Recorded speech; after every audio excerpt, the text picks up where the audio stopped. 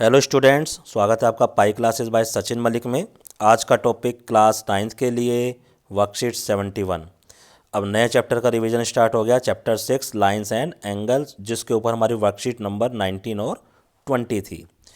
चलिए करते हैं इसका रिवीजन। सबसे पहले पहला क्वेश्चन कहता है एंगल कॉम्प्लीमेंट्री, यानी कॉम्प्लीमेंट्री एंगल बताना हमें इस एंगल का। कॉम्प्लीमेंट्री एंगल मीन्स पूरक कोण। जो हिंदी वाले बच्चे हैं वो भी ध्यान दें।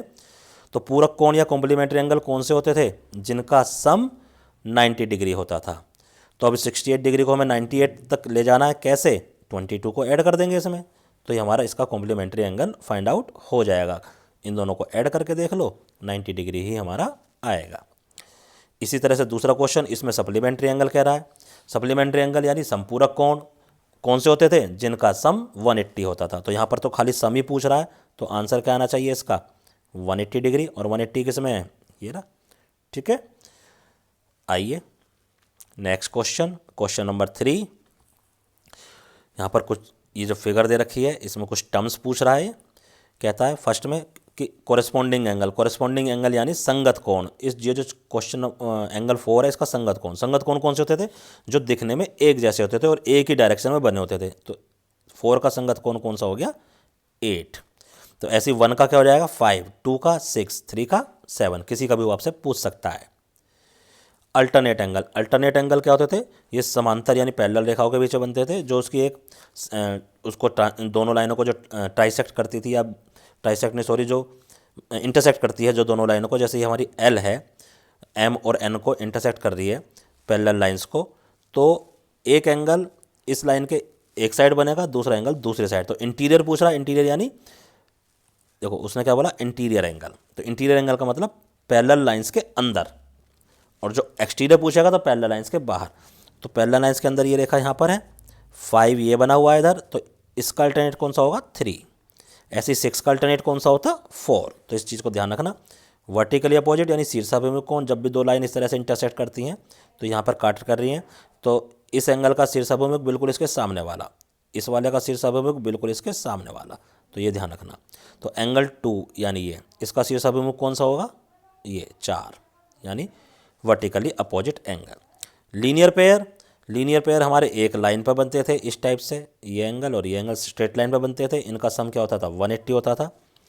तो हमें 7 का लीनियर पेयर ढूंढना है। तो 7 यहाँ पर है, देखो 7 का लीनियर पेयर 6 भी है इस लाइन के अकॉर्डिंग, और 7 का लीनियर पेयर 8 भी है इस वाली लाइन के अकॉर्डिंग, ठीक है। तो 6 और 8 दोनों इसके लीनियर पेयर हैं। चलिए क्वेश्चन नंबर 4 करते हैं अब हम। आइए, ये तीनों लाइन हमें पैरेलल दे रखी हैं, ठीक है। और ये वाली ये जो इधर है, ये जो बाहर बाहर निकल रही हैं, ये वाली लाइन भी आपस में पैरेलल है। क्या कह रहा है? Find angle M H D. M H D का मतलब ये वाला एंगल, ठीक है। अब पहले देखो हमें ये एंगल पता है 25, तो ये एंगल निकाल लेंगे 180 में से माइनस करके। अब ये कंप्लीट एंगल भी आपको पता है ये कितना होता है, ठीक है। देखो इधर वाला क्या निकल जाएगा? 180 में से 25 को माइनस करके ये एंगल तुम इजीली फाइंड आउट कर सकते हो। तो अब हमें कंप्लीट एंगल पता है, इस कंप्लीट एंगल में हमें ये एंगल फाइंड आउट करना है, जो कि हमारा मेन पर्पज है। तो हमें 3 एंगल पता है, 1 2 3 एंगल पता चल गए। 360 में से इसको माइनस कर दोगे तो हमारे पास M H D find out हो जाएगा। तो हमारे को ये भी फाइंड आउट कर लिया हमने, और हमने ये वाला भी फाइंड आउट कर लिया, ठीक है। तो इस तरीके से हमारा M H D find out हो जाएगा। अब नेक्स्ट एच के एल।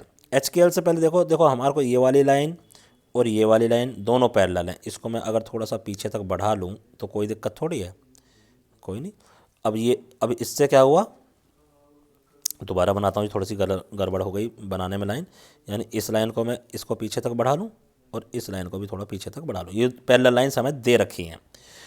तो अब कह रहा है एच के एल, यानी ये वाला एंगल पूछ रहा है। अब ये जो एंगल है ये इस एंगल के अल्टरनेट है, और हमने एच अभी पीछे निकाला है, और 25, एच और 25 को जोड़ दो, तो जितना ये जोड़कर आएगा उतना ही हमारा H K L find out हो जाएगा इजीली, ठीक है। ये भी अब हमारा हो गया इस तरह से।